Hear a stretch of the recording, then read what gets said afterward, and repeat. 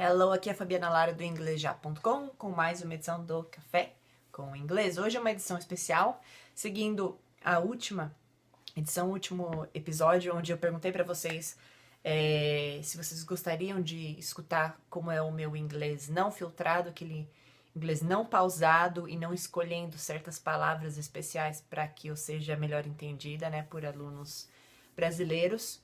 E as respostas foram fantásticas, todo mundo falou que sim, não filtrado, não filtrado, legal. Esse vai ser o vídeo de hoje. Porém, o assunto do vídeo de hoje não tem a ver com inglês, ok? Eu não consegui uma unanimidade no assunto, né? Então, hoje eu vou falar sobre um assunto não relacionado com inglês. Sorry, se você é um beginner, ok? Sim, você pode escutar esse vídeo somente para ver se você consegue pescar uma palavra ou outra, né? Para ver se você reconhece algum cognato, alguma coisa assim. Mas eu não recomendaria você assistir esse vídeo completamente em inglês, pensando, eu vou entender tudo e se eu não entender é o final do mundo, porque o fim do mundo, porque o meu inglês tá ruim. Não, não é bem assim. Né? Eu vou utilizar, quer dizer, eu não sei se eu vou utilizar palavras difíceis ou avançadas, porque eu não sei exatamente palavra por palavra o que eu vou utilizar, né? Eu vou deixar rolar naturalmente. Mas, enfim, don't take yourself too seriously. Alright? Vamos lá. Então, eu vou começar aí falando inglês com a palavra então. Very good.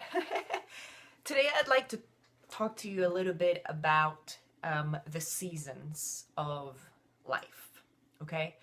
And many people believe that the seasons of life are just related to age. So you're born, you're a little child, then you become, well, actually, you're a baby first, then a toddler, a child, teenager, then you're a young adult for a few years, older adult, and then you become an elderly person, etc., etc., and then you die. I want to move away from that a little bit and talk a little bit about the seasons of life in terms of performance in your life. And performance can be linked to your economic status, to your financial status. It could be related to your work, and it could be related to your health. And all of those things bundled together is what I want to call performance just today.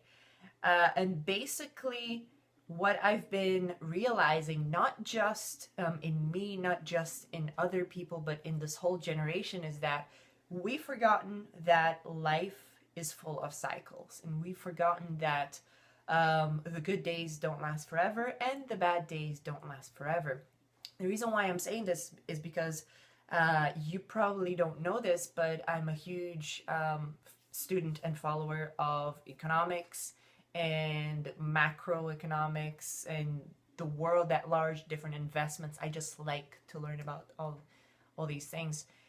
And what I'm starting to see is people are so scared of anything not working. People are so scared of losing money. People are scared of failing. I mean, in Brazil, there is no culture of acceptance of failure, and that's a very serious thing because we learned throughout the whole school period that we can't fail because if we fail, that's going to bring about serious consequences. And so we avoid failure more than we move towards achievement, and that becomes very complicated because in real life, if you're not willing to fail, you're not willing to live.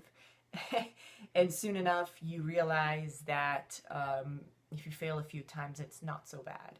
So what I want to also, just talk about a little bit is the economic seasons that we're going through right now. When Brazil started to grow, everybody believed that it would be a new way of doing things, a new country, a new paradigm. But the truth is that everything happens in cycles. And so in the same way that Brazil had a great economical moment up until 2014, maybe, things started to decline. And I want you to think about a few things, okay? If we know that there's always seasons, there is summer, there's fall or autumn, there's winter, there's spring, and then there's summer back again. If we know that life is full of these cycles, we have to remember that we're in, or realize that we're in winter time right now in the Brazilian economy. And what happens is that winter does not last forever, and winter has a purpose. Winter is supposed to clear out, okay, all the trash, okay, get rid of everything that is no good, and then start again. Okay, during winter time, you have an opportunity to start again. Sometimes you don't have a choice but to start again because you've lost your job and you have to start from scratch. But what I want to remind you is that the only thing that will make you prosper in the long term is realizing that first, there are cycles. You won't be in the downturn forever, but also that in the up cycles, you won't be in, the upturn forever. And so what do we do when we're in the winter period of our personal economy and of the whole nation economy, or of the national economy? Well, we have to become better at what we do. We have to specialize. We have to be flexible. We have to be resourceful. Resourcefulness is the best skill that you could harness, bar none.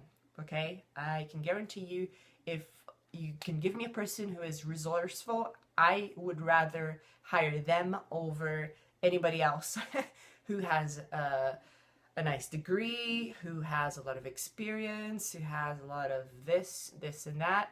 The resourceful person wins in the end, guaranteed. And so winter gives you the opportunity to become resourceful. You don't need to be resourceful in the springtime, in the summertime, but you need to be resourceful in the winter time.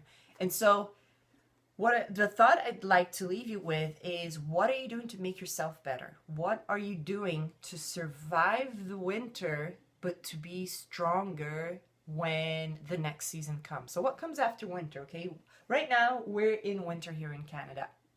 It's, let me see if I can show you a little snow. Actually, no, I've already shown you snow, like, I don't know, 5 episodes ago. So go back and watch another episode with a lot of snow. And I gotta run soon because I have a training session to do. But basically, there's winter, and then there's spring, okay? So when things start to get better, how much better are you going to be compared to everybody else? So if the problems that you have in your life and the gap that you have, between where you are now and where you want to be in a few months or a few years' time, what do you need to do to get there, and how can you speed up that process? So if you want to move abroad, which a lot of people do, how much money do you need? What are you willing to give up in order to get it? And what languages do you need to learn? Or what one language do you need to learn? It might be English, it might be French, Spanish, whatever. If you need to get healthier, then what foods do you have to give up? What exercise plan do you have to start implementing in your life in order to reach your goals?